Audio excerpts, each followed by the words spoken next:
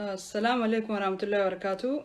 Deebi'ee dhufeetiin jira. Akkam nagaa fayyaadha. Message ta'anu khuni is for what's happening in Western Oromia and some part of our country that is disconnected from communication for over close to 3 months.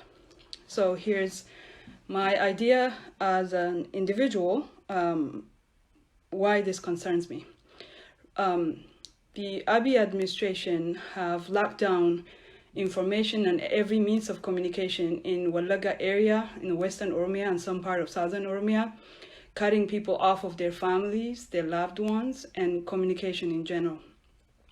We have asked time and time again for this administration to restore communication and to allow people to receive important informations that connected their families and communities and loved ones, which has caused a very high emotional distress as well as security issues. As we were going in that direction, now the world is facing an existential threat, a pandemic of a coronavirus. Even in this time, the Ethiopian government refuses to restore services to these people, to deprive them of information, a life-saving information that they need at this time. These people have done nothing wrong to anyone. Politics is a game for the power-hungry, but people just want to live their lives. And we have launched a campaign to say, reconnect them to a vital, ever-changing, day-to-day changing information so that they can protect themselves, their families, and their communities. Some government officials even argue that internet and information is not necessary to combat the pandemic. However, the rest of the world, a place where I live now, in Minnesota, United States, information is everything. We are glued to the TV, listening to our leaders, our health professionals, and basically everyone involved in informing people so that we make a better decision to protect our individual selves, our communities, and our families. Today, Western Oromia and some part of Southern Oromia is still in the darkness. United Nations have pleaded, and we have wrote many open letters to make this government, turn the switch on. To this day, we have yet to hear the restoration of this communication means. My question is, how far can your government go to satisfy the thirst of power and of control? How can you fight people and condemn people to death so that you, as a party, as a political figure, can become victorious? How much of a life is enough for you to switch it back on? And when is it that you go, now is the time to put these people's lives first? Today, I'm not sitting here as an activist. I'm not sitting here as a person who loves the idea of independent and free Oromia, unapologetically for that matter.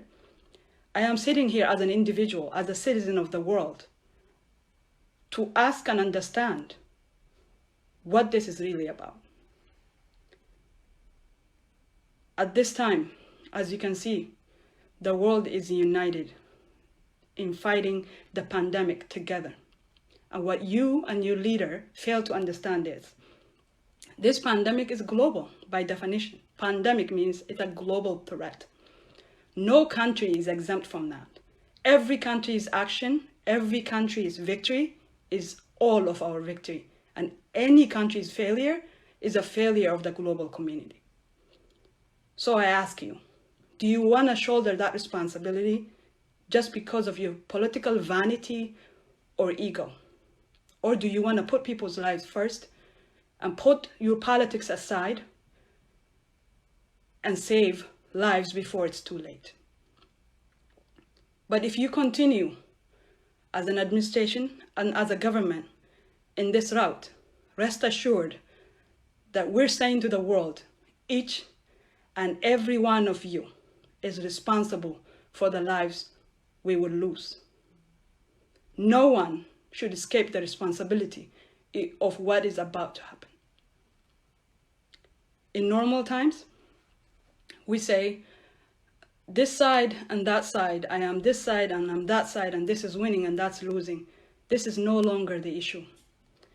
If you look at our president here in the United States, he extended help to North Korea. As you know, North Korea, Iran, and the United States have never been on the same face ever since I came to this country. In fact, they even had a name for it. It's called an axis of evil. Even them, a mortal enemy, extending help to one another in combating this pandemic. However, you and your cronies are cutting your own citizen out of communication, life-saving information, and measures at this crucial time in world history. What is surprising, however, is that you are pleading to United Nations and the world for aid for Africa, 150 billion to be exact, which is great.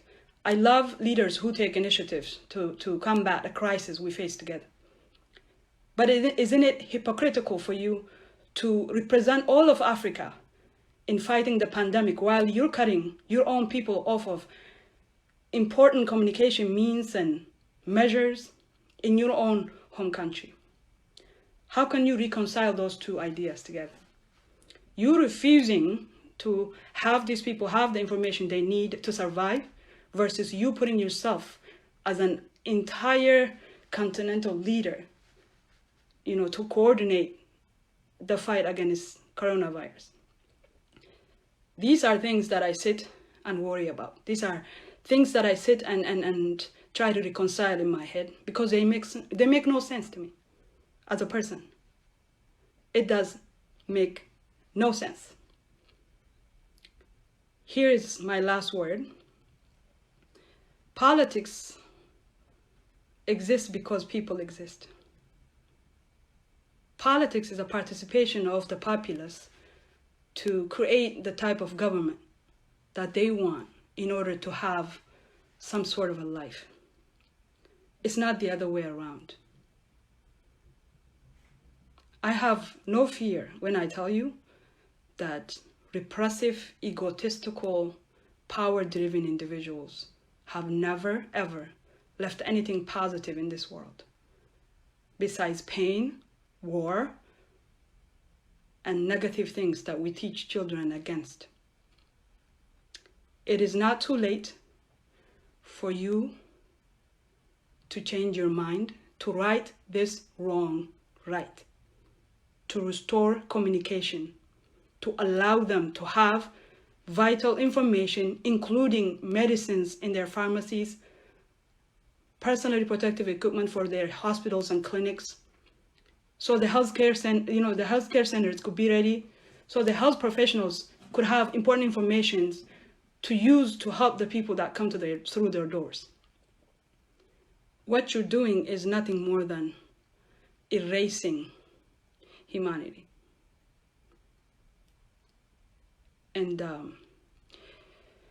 you will not be free from this blood. You will not be free from it. None of you are.